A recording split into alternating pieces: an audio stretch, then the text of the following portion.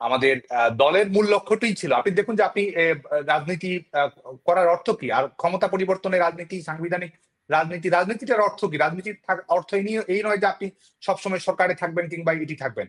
আপনি ক্ষমতায় যদি যান, আপনাকে নিয়মতান্ত্রিক পদ্ধতিতে যেতে হবে, সাংবিধানিক অনুশাসন যেতে হবে, জনগণের ম্যান্ডেট নিয়ে যেতে হবে। রাজনৈতিক দল হিসেবে আওয়ামী লীগ তো সেটি করার চেষ্টা করবে। আওয়ামী লীগের কাছে তো সবসময় মানুষের নিরাপত্তা, সাংবিধানিক প্রক্রিয়া, জনগণের ম্যান্ডেট পাওয়া, গণতন্ত্র, এটি তো সবচেয়ে বেশি গুরুত্বপূর্ণ।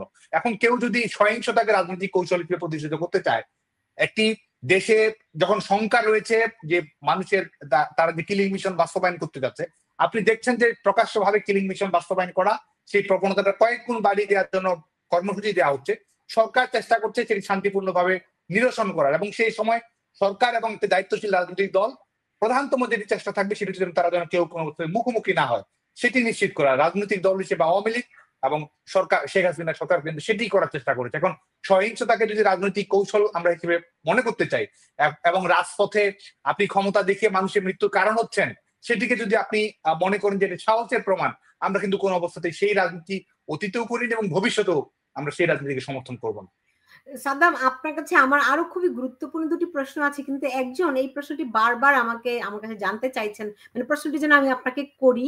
নোমান পারভেজ প্রশ্নটি করেছেন যে আপনাকে যেন প্রশ্নটি করি যে ওই যে অডিও ক্লিপ, শেখ হাসিনার অডিও ক্লিপ কিভাবে আল জাজিরা পেল?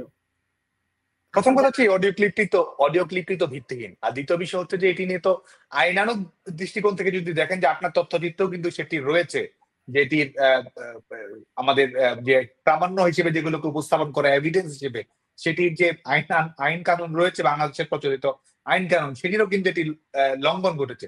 এবং এটির মাধ্যমে কিন্তু এটি যে একটি ক্যাম্পেইনিং এর অংশ, প্রোপাগান্ডার অংশ, এবং প্রোপাগান্ডার মাধ্যমে হেয় করা যে তাদের মূল উদ্দেশ্য, এবং সেটিও কিন্তু প্রমাণিত হয়েছে। আরেকটি বিষয় হচ্ছে যে এই যে তাদের এই ডক্টরড অডিও ট্যাপ, তাদের যে ইঞ্জিনিয়ার্ড অডিও ট্যাপ, সেটিকেই যে তারা তাদের একমাত্র প্রামাণিক দলিল হিসেবে উপস্থাপন করার চেষ্টা করছে।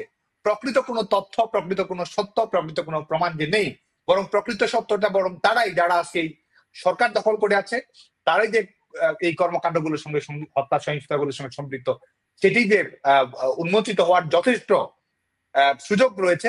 সে কারণেই কিন্তু আজকে এই অডিও ক্লিপের নাটক, এই বাইরে থেকে পিআর ক্যাম্পেইনিং এর মাধ্যমে রাজনৈতিক ফোকাস থেকে অন্যদিকে নিয়ে যাওয়ার চেষ্টা, যে কারণে আমরা আসলে সত্যি কথা যদি বলি, এটি নিয়ে ব্যতিব্যস্ত হওয়ার কোনো সুযোগ, বিব্রত হওয়ার কোনো সুযোগ আছে বলে আমার কাছে মনে হয় না। তো আপনাদের পরিকল্পনাটা কি? কবে নাগাদ আপনারা জানেন যে পুরো বাংলাদেশে ছাত্রলীগের উপর, আওয়ামী লীগের উপর যে পরিমাণ নির্যাতন, অত্যাচার হচ্ছে, আপনারই অনেক সহযোদ্ধা, সহকর্মী, মিছিলের সঙ্গী নিহত হয়েছে, তাদের বাড়িঘর জ্বালিয়ে দেওয়া হয়েছে, আপনার নিজেরও বাড়িঘর জ্বালিয়ে দেওয়া হয়েছে। তো তাদের জন্য আপনারা এখন কি করছেন, কিভাবে সংগঠিত হচ্ছেন? মাত্র দেখলাম একটা হরতাল ডেকেছেন, সেই হরতাল আসলে কতটুকু সফল হয়েছিল, মানে সবকিছু মিলিয়ে কি পরিকল্পনা নিয়ে আগাচ্ছেন? দেখুন, আমাদের লক্ষ্যটা কিন্তু বাংলাদেশের জনগণের কাছে, ক্ষমতা জনগণের কাছে ফিরিয়ে দেয়া। আমরা মনে করি যে বাংলাদেশে বর্তমান সরকার হচ্ছে ফ্যাসিস্ট সরকার। এই সরকারের ক্ষমতায় থাকার অর্থই হচ্ছে বাংলাদেশের জনগণকে অপমান করা। কারণ আমরা রাজনীতি করি, আমরা কিন্তু রাজনীতি করি তার মানে এই নয় যে আমরা সারা জীবন ক্ষমতায় থাকবো, কিন্তু বাংলাদেশে জনগণের সরকার থাকবে, জনগণের নির্বাচিত সরকার থাকবে, সেটি তো সবচেয়ে বড় বিষয়। তো এই সরকার বাংলাদেশের জনগণকে পাশ কাটিয়ে, জনগণকে অপ্রাসঙ্গিক করে, জনগণের যে সার্বভৌমত্বের ধারণা রয়েছে সেটিকে অপ্রাসঙ্গিক করে দিয়ে কিন্তু তারা ক্ষমতায় আছে। দ্বিতীয় বিষয় হচ্ছে যে যারা ছাত্র, পুলিশ, নাগরিক হত্যার সঙ্গে সম্পৃক্ত থেকেছে, যাদেরকে ইন্ডেমনিটি দেওয়ার প্রয়োজন হয়েছে নিজেদের নিরাপত্তা এবং রক্ষা কবচ দেওয়ার জন্য, তারাই আজকে ক্ষমতায় আছে। তৃতীয় বিষয় হচ্ছে যে আমরা যদি 5ই আগস্টের পরবর্তী বাস্তবতা দেখি, বাংলাদেশ সম্পূর্ণ একটা সিকিউরিটি লেজ। একটি রাষ্ট্রের প্রধানতম দায়িত্ব কি? প্রধানতম দায়িত্ব হচ্ছে আপনার নিরাপত্তা নিশ্চিত করা। আপনার জীবন এবং জীবিকার নিরাপত্তা হচ্ছে রাষ্ট্রের সবচেয়ে প্রারম্ভিক কাজ হচ্ছে এটা। তো এই সরকার সম্পূর্ণ একটি সিকিউরিটিলেস রাষ্ট্র হিসেবে বাংলাদেশকে পরিণত করেছে, একটা ললেস রাষ্ট্র হিসেবে বাংলাদেশকে পরিণত হয়েছে। খুন, সহিংসতা, ধর্ষণের ঘটনা, অর্থনৈতিক বিপর্যয়, চাকরি না থাকা, মবের সহিংসতা থেকে শুরু করে মৌলবাদীদের উত্থান, প্রত্যেকটি ক্ষেত্রেই বাংলাদেশ কিন্তু একটা ভয়ঙ্কর বাস্তবতার মধ্য দিয়ে অতিবাহিত সময় করছে। তো এটির কারণে আমাদের এই এই দখলদার সরকারের বিদায় ঘটিয়ে বাংলাদেশের গণতান্ত্রিক পথ রূপান্তরটা হচ্ছে বাংলাদেশ ছাত্রলীগের কাজ। এবং সেই লক্ষ্যে, এবং এটি আমরা সাংগঠনিক দৃষ্টিকোণ থেকে নয়, বরং আমরা মনে করি যে বৃহত্তর ছাত্র জনতার ঐক্য নিশ্চিত করা প্রয়োজন। সেই লক্ষ্যে আমরা কাজ করছি, মানুষকে সংগঠিত করার চেষ্টা করছি। শিক্ষার্থীদের কাছে আমরা যাওয়ার চেষ্টা করছি।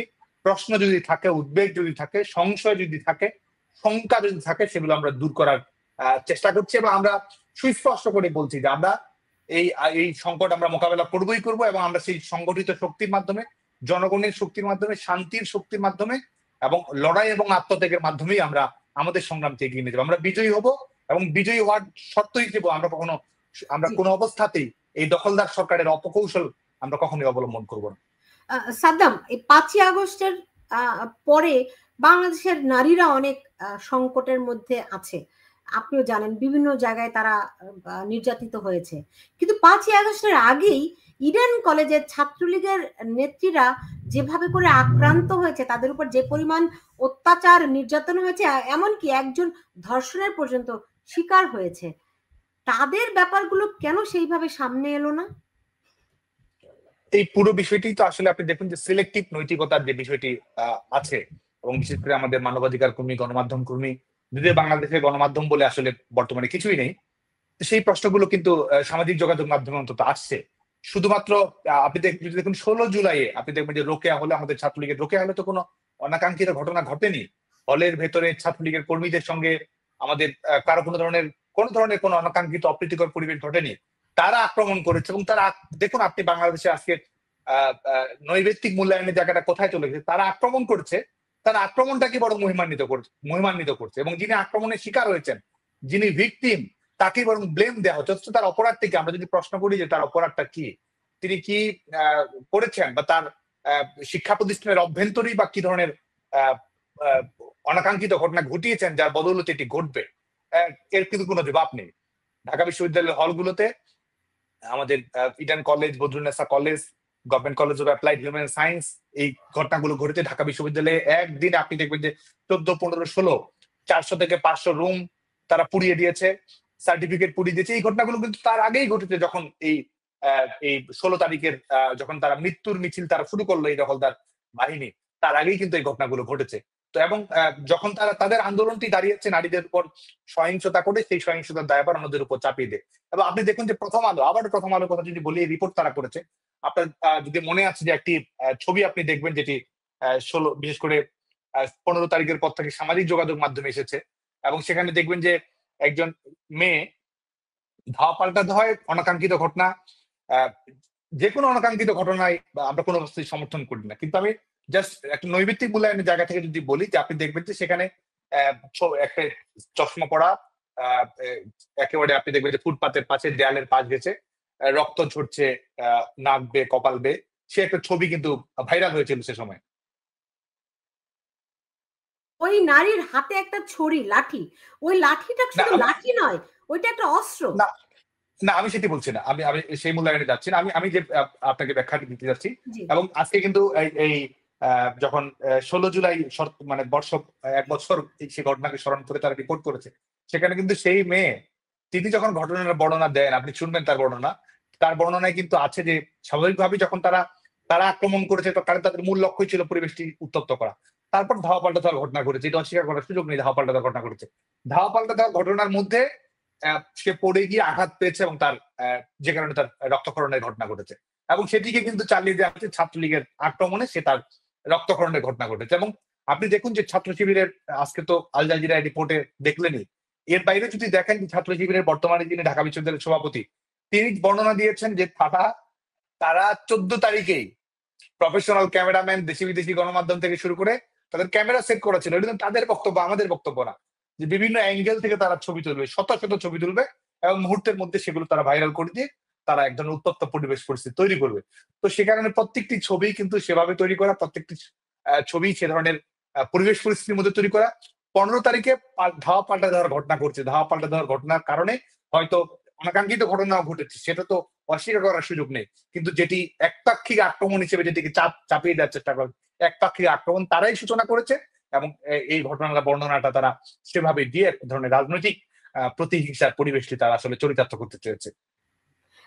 কিন্তু ধরেন যারা আপনার কর্মীরা আক্রান্ত হয়েছে, নিহত হয়েছে, আহত হয়েছে, তাদেরকে সাংগঠনিকভাবে কোনো সহায়তা দেওয়ার ব্যবস্থা কি আপনারা করছেন? এই চেষ্টা আমাদের অব্যাহত রয়েছে, এবং এটি স্বীকার করতে হবে যে সবার কাছে সেই পর্যাপ্ত সহযোগিতা আমরা সবাইকে করতে পারিনি, কিন্তু আমরা ধাপে ধাপে এবং ইতিমধ্যেই সেটি করা হয়েছে। এর বাইরেও কারণ দেখুন গোটা বাংলাদেশটাই যখন কারাগারের অবস্থার মধ্যে আছে, আমাদের প্রত্যেকজন নেতাকর্মী নিজের বাড়িতে থাকার সুযোগ নেই, বাড়িঘর পুড়িয়ে দিয়েছে, সার্টিফিকেট পুড়িয়ে দিয়েছে, শিক্ষা প্রতিষ্ঠানে যাওয়ার সুযোগ নেই, কত ধরনের সহিংসতার নির্মম হত্যাযজ্ঞের শিকার হতে হয়েছে। এবং আমাদের নেতাকর্মীরা এই অবস্থার মধ্যে আন্দোলন করছে, প্রতিরোধ করে তুলছে, আঘাত আসছে, কিন্তু তারা বরং আরো শক্তিশালী হয়ে কর্মকাণ্ড পরিচালনা করার চেষ্টা করছে।